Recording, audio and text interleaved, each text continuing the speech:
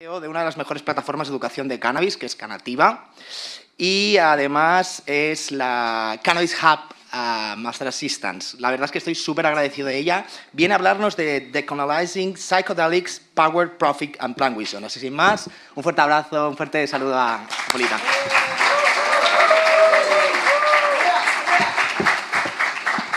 Convengamos que era raro que yo me presentara.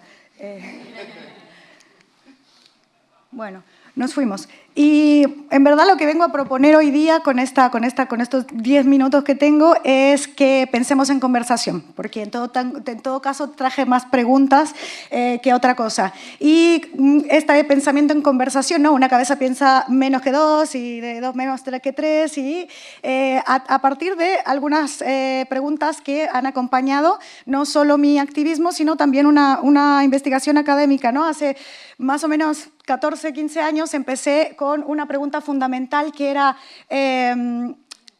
¿cómo son esas historias? Cómo los pueblos cuentan sus propias historias, ¿cierto? Cómo hay otras posibilidades de historias que sean contadas, porque mientras no sepamos la historia de los leones, tenemos solo la versión del cazador. Así que la pregunta era cómo las comunidades narran sus propias historias, ¿no? De cómo se construye esa idea, y yo investigo comunidades indígenas canabicultoras de mi país, que es México, y de algunas otras regiones latinoamericanas. Y pensando en conversación, fue que desarrollé un montón más de preguntas para entender cómo de esta planta en específico, de la planta del cannabis producida por las comunidades indígenas campesinas de mi país, un montón de otras reflexiones surgieron, ¿no?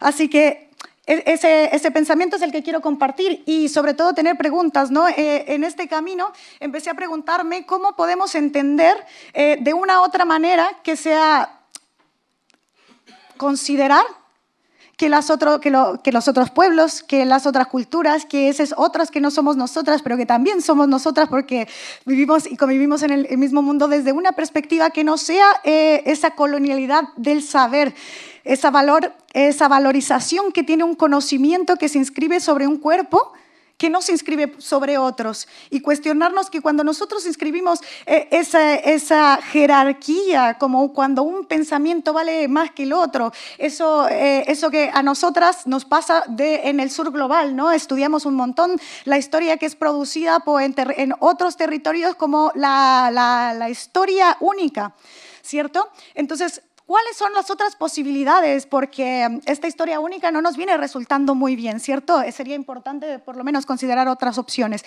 Entonces, en esta búsqueda, las preguntas, ¿cierto?, fueron surgiendo y entre ellas es cómo entender el capitalismo de los psicodélicos contemporáneo. ¿Cómo funciona?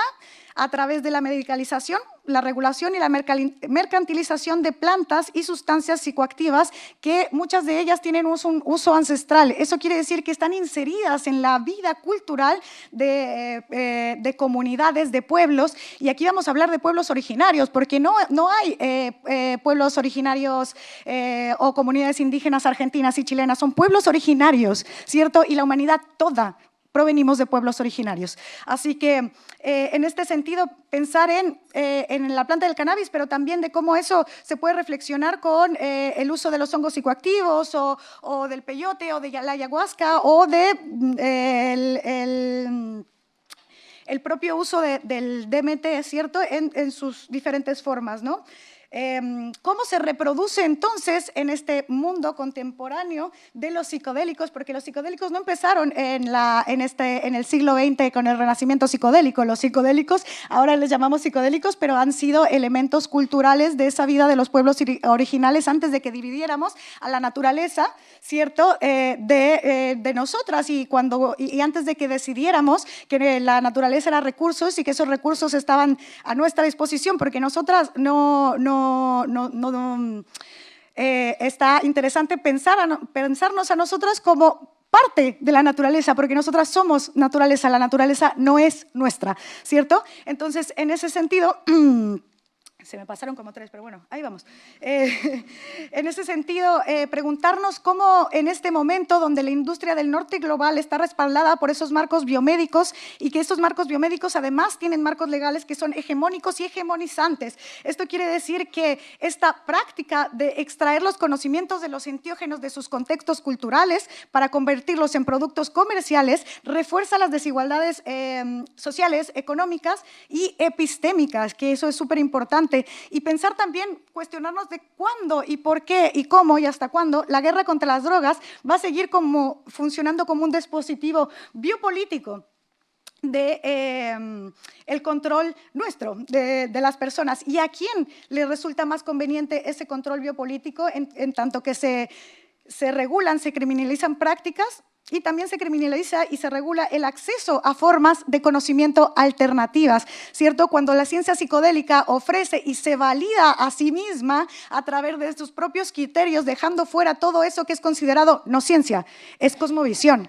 Y de esa gente que no tiene filosofía, tiene tradición, ¿cierto? Entonces, en este sentido, reflexionar un poco en torno a este renacimiento psicodélico que está haciendo, de qué manera, para quién y cómo, ¿no? En las últimas décadas, llamado renacimiento psicodélico ha desencadenado un montón de investigación. Esta investigación, la que al menos tiene validez en el mundo científico, es esa investigación que promueve la medicalización de la sociedad. Es decir, necesitamos una institución médica, un psiquiatra, que venga a decirnos que tenemos un diagnóstico para que entonces podamos, de manera individual, acceder a nuestro tratamiento de psilocibina o de cannabis. Y sería interesante considerar que antes de que la psiquiatría siquiera existiese, había prácticas inseridas en contextos culturales donde todas estas plantas, enteógenos, han sido siempre parte de una vida comunitaria, donde se teje lo filosófico, pero también se teje el uso político, pero también se teje un entorno comunitario, es decir, no solo es una cosa que tiene que ver con salud y enfermedad, como si con esta idea patriarcal, occidental, de que salud es lo opuesto a enfermedad, como si no se hubiese nada ahí en el medio, ¿no? Como el bienestar de la comunidad, el buen vivir y estos otros conceptos que también está interesante que podamos conversar. Y en este sentido, preguntarnos de qué manera esta naciente, flamante y especuladora industria del renacimiento psicodélico puede construirse de una forma que no repita esta práctica de despojar a las comunidades de sus medicinas, sacándole su contexto cultural para ser inserido en un marco biomédico y capitalista como el único válido y el que se coloca por encima de los otros, que perdón, pero habían llegado no solo antes, sino son formas que pueden convivir de manera, al menos pueden tener el mismo valor de ser considerados, ¿cierto?, dentro de la misma institución biomédica. Y en este sentido, este extractivismo que se hace de estas prácticas genera prácticas que son no solo peligrosas, sino alarmantes, como la biopiratería y la bioapropiación. Cómo transformar esos conocimientos, esas prácticas ancestrales en productos destinados al mercado global. Son lo que esta propuesta genera. Y ¿qué genera la propuesta medicalizadora de la sociedad, ¿no? Que todo el uso de estas plantas, sustancias y medicinas ancestrales tiene que estar atravesado por la terapia asistida. Y esto genera que la institución médica se coloca como autoridad, ¿cierto? Y no solo eso, sino que también genera que se vuelvan commodities, que las medicinas ancestrales vuelvan parte de este movimiento de despolitización, en tanto que se separa al individuo de la comunidad en esta práctica y de la decolectivización en la que fueron originalmente o de las que son parte, ¿no? Entonces, bueno, para tirarles alguna data, ahí está alguna data, estamos en un mundo de dueños. Es gravísimo, es peligroso el nivel de, ya desigualdad nos quedó poca como palabra, es peligrosísimo el nivel de dueñidad en el que estamos en este momento en el mundo, ¿no? Y en ese sentido, preguntarnos de cómo todo este movimiento, toda la industria producida también en torno a los psicodélicos, lo que ahora tenemos es súper poca evidencia de un retorno del lucro de esta industria, que ya llega a ser millonario, a las comunidades indígenas, que si bien representan el 6% de la población, son el 30% de las personas que viven en extrema pobreza y cuya esperanza de vida es 20 años menor que la de las poblaciones que no son indígenas. Entonces, es interesante, por ejemplo, ver que una persona que en su comunidad, practicante de medicina tradicional, gana entre 2 y $150 y una persona promedio que facilita esta medicina o que trabaja a través de la institución médica gana $10.500 en comparación, ¿cierto?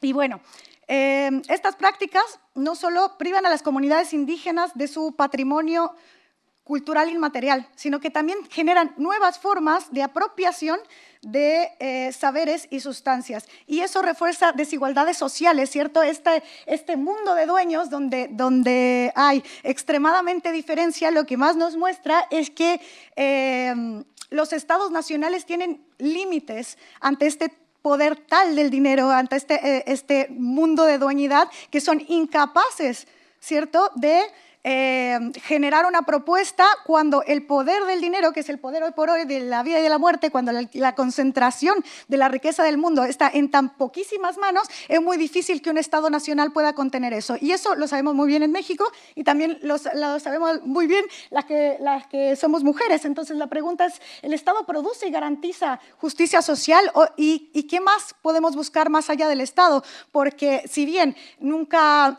es decir, lo digo que lo sabemos muy bien en México porque tenemos este Estado paralelo que es muy difícil, ¿cierto? Que algunas personas llaman de narcoestado. A mí el narcoestado, al narco ya me parece que si todo es narco, nada es narco. Entonces ahora como hay narcocorrido, narcocoche, narcoonda, estos estados paralelos son estados que efectivamente tienen un